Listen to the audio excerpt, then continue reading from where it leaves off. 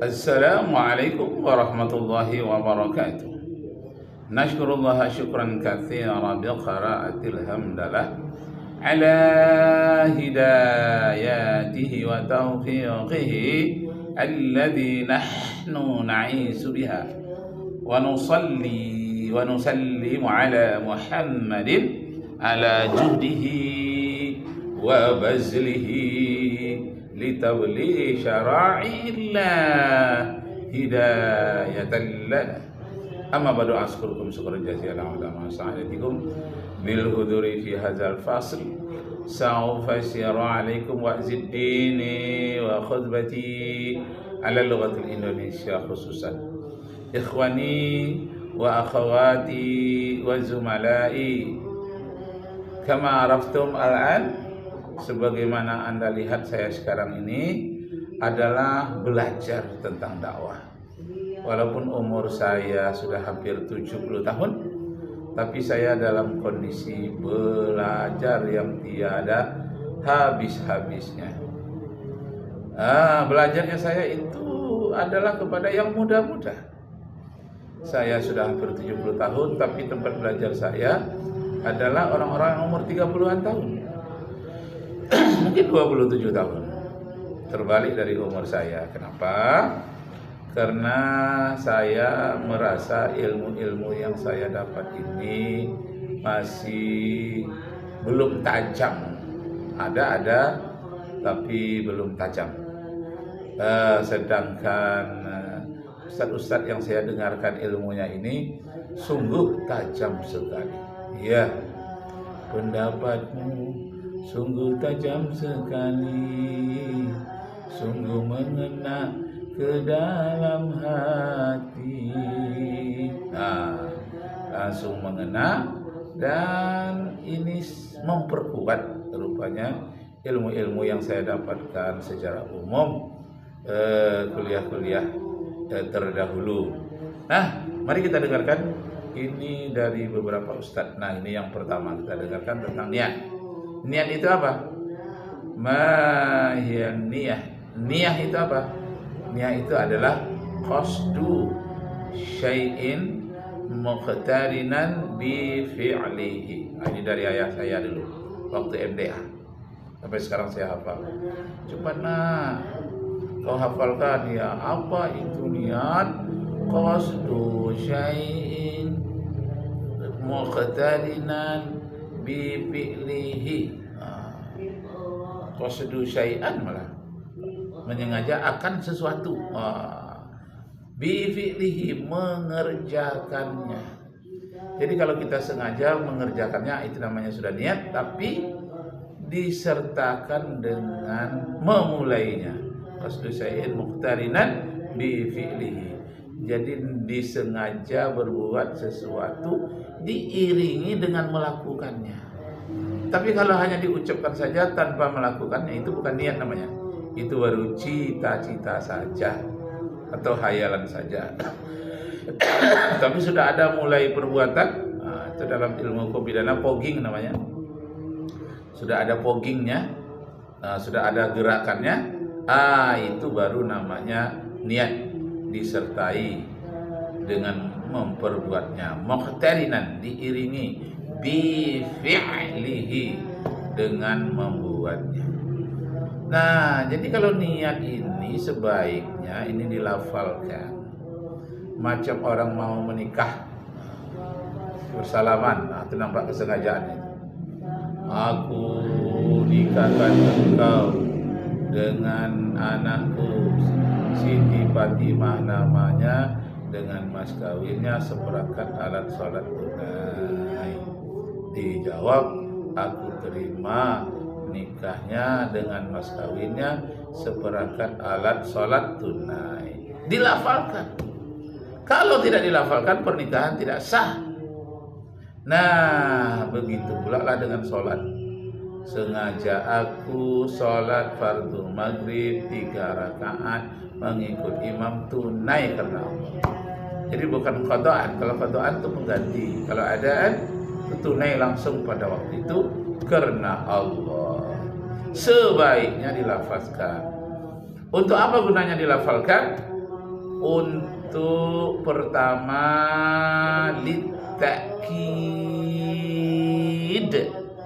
untuk menguatkan hati, menguatkan niat tadi. Jadi dilafalkan itu dia makin kuat.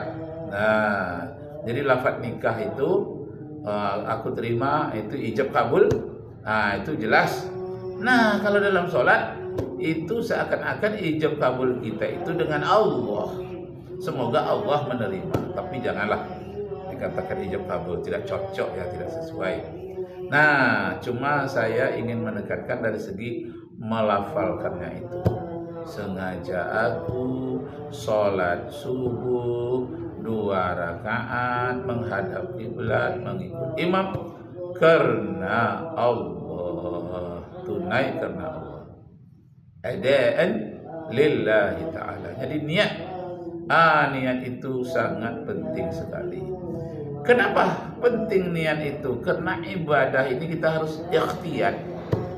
Tapi kalau kita ke WC sengaja aku berniat pergi ke WC, tak perlu, karena itu bukan ibadah mahdoh.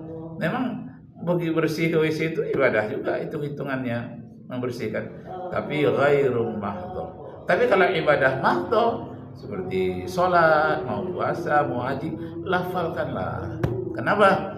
Itu lebih ikhtiyat. Ikhtiyat itu artinya lebih tinggi kehati-hatiannya.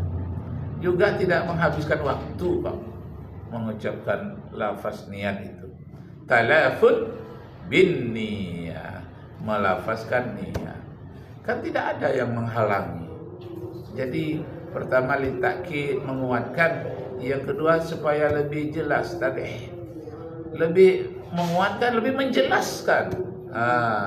Kemudian lebih menghilangkan keraguan-raguan. Ini sholat apa tadi nih ya? Zuhur apa asyar nih? Dengan dilafalkan itu menghilangkan keraguan-raguan. Nah, ini saya merasa itu lebih ikhtiar. Jadi kalau tidak dilafalkan apakah tidak sah? Sah, karena an-niyatu fi qalbi, yang niat itu di dalam kalbu. Akan tapi dalam kalbu saja tidak cukup kalau tidak dimulai muqtarinan bi fi'lihi, harus diiringi dengan melakukannya. Ini kita dengar sedikit dialog ini. Nah, Ustadz Ahmad Afandi dari pesantren. Nah, ini beliau ini ahli dalam membaca kitab kuning, bukan saja ahli, beliau itu gurunya, pakarnya di Jawa. Karena itu saya katakan walaupun saya umur hampir 70 tahun, beliau mungkin 30-an, tapi lebih tajam pembahasannya, lebih ketat dan lebih menghilangkan ibarat gatal-gatal. Bukan mensunahkan, bukan ulama yang mensunahkan talafut bin niat yang disalahkan oleh Imam Nawawi, tapi Abi Abdullah Zubair ini yang ditentang oleh Imam Nawawi karena mewajibkan talafut bin niat bersamaan dengan niat di dalam hati. Termasuk Anda juga Pak Farhan Abu Furaihan yang menyatakan bahwa Imam Nawawi menyalahkan orang yang talafut bin niat. Anda juga Pak Farhan Abu Furaihan. Yang kedua, Zainal Abidin ini menjelaskan bahwa Ibnu Hajar al-Asqalani itu Al-Imam Ibnu Hajar al-Asqalani Ibnu Hajar Al-Asqalani. Maaf. Al-Asqalani itu di Palestina. Nama tepatnya Askelon. Nah, sekarang Askelon. Jadi orang yang lahir di situ dinisbahkan ke tempat lahirnya Al-Asqalani. Ibnu Hajar Al-Asqalani. Ada juga Ibnu Hajar Al-Haytami. Tapi ini yang Al-Asqalani. Nah, baik. Bapak Ibu saudara-saudara sekalian, Ibnu Hajar ini menurut sejarahnya pada awalnya dia tidak begitu termotivasi di dalam menuntut ilmu, agak malas-malasan. Tetapi katanya setelah dia dalam perjalanan sampai kepada suatu gua, ada air yang turun dalam gua itu menerpa batu, maka batu itu berlubang oleh terpaan air.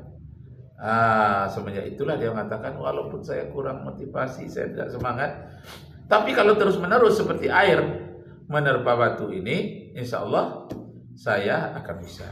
Nah, alhamdulillah. Yahdikumullah, yaslih barakum. Nah, saya akan bisa, katanya. Semenjak itu berubah dalam pikirannya. Dan para ulama mengatakan semenjak itulah dia digelarkan dengan Ibnu Hajar, anak yang menemui batu yang ditembus oleh air. Saya pernah tinggal di Jawa Barat. Orang Jawa Barat juga, karena mungkin banyak gunung-gunung, gua di sana, mengenalkan istilah di dalam bahasa Sunda. Jika raca ninggang batu, laun-laun jadi legok. Percikan air menerpa batu, lama-lama jadi tebus. Jadi kalau kita rajin belajar, lama-lama jadi tebus, jadi bisa juga. Kalau begitu jangan putus asa dalam kita menuntut ilmu pengetahuan. Allahu Akbar, Allahu Akbar, Allahu Akbar. La ilaha illallah, wallahu akbar, Allahu akbar, walillahil hamd. Jika raca ninggang batu, laun-laun jadi legok. Percikan air menerpa batu, lama-lama jadi tebus. Allahu Akbar. Itulah yang pernah difilmkan itu, manjadda wajad. Siapa yang bersungguh-sungguh, dia akan mendapat. Nah, kita dengarkan lagi. Mengatakan bid'ah, katanya di dalam kitabnya Fathul Bari, masalah imsakiyah. Imsakiyah yang ada di Indonesia ini katanya dibid'ahkan, dianggap bid'ah oleh Al-Imam Ibnu Hajar Al-Asqalani. Tapi kenyataannya saya bongkar di situ. Sahur. Di kitabnya Imam Ibnu Hajar sendiri malah itu adalah sunnah setelah sahur sampai menunggu sholat subuh dilaksanakan, itu ada jeda. Yang ini di Indonesia dikenal dengan imsak. Kemudian masalah mengusap wajah setelah berdoa dan setelah sholat, kata Pak Zainal Abidin juga ini adalah dibid'ahkan oleh Imam Nawawi rahimahullah. Ternyata saya bahas di sana, saya bongkar di sana, kenyataannya tidak kok. Imam Nawawi rahimahullah tidak pernah membid'ahkan mengusap wajah setelah berdoa dan juga setelah sholat. Bahkan itu dia. Kan banyak keterangan para ulama, juga hadis-hadis yang kita baca, kita berulang-ulang, baik itu Fathul Mu'in, I'anatut Talibin, Al-Muhalla. Nah, dalam kitab-kitab itu dikatakan bahwa berniat waktu sahur, juga menunggu waktu sahur itu menjelang datangnya masuk subuh, kita menahan, itu banyak disebutkan oleh kitab-kitab yang seperti itu. Maka anehlah kalau kita mengatakan tidak ada istilah imsak, menahan diri menjelang waktu subuh. Hanya waktunya katanya azan saja. Orang sedang azan pun boleh makan, kecuali dah habis azan. Masya Allah, ini persoalan furu'iyah, bukan masalah usul. Tapi penting juga untuk kita ketahui. Nah, kita dengar. Saya buktikan di kitab beliau sendiri, kitab Majmu' dan kitab Al-Adhkar, ternyata Imam Nawawi malah menjelaskan bahwa termasuk adabnya doa ini adalah mengusap wajah setelahnya berdoa. Dan Imam Nawawi di dalam kitab Al-Adhkar menjelaskan bahwa Rasulullah SAW ketika idza qada sholatahu ketika Rasulullah itu sudah selesai sholat, kemudian mengusap dari beliau, mengusap wajahlah beliau. Nah, setelah selesai kita berdoa, kita usapkan tangan kita ke wajah, kecuali pada doa qunut. Karena doa qunut di dalam sholat, tidak boleh doa di dalam sholat mengusapkan wajah. Tapi kalau di luar sholat sudah kita berdoa, walhamdulillahirabbil alamin, disunnahkan mengusap wajah dengan kedua telapak tangan. Ini sudah diteliti oleh ilmu kedokteran, menyebabkan wajah tidak berjerawat kalau kita selalu mengusap wajah sudah berdoa. Tapi pengalaman saya nih maksudnya. Coba lihat wajah saya tidak berjerawat kan. Sudah hampir 70 tahun tidak ada berjerawat, mengkerutnya juga nggak banyak. Ya sudah 70 tahun sudah seperti 17 tahun, Masya Allah.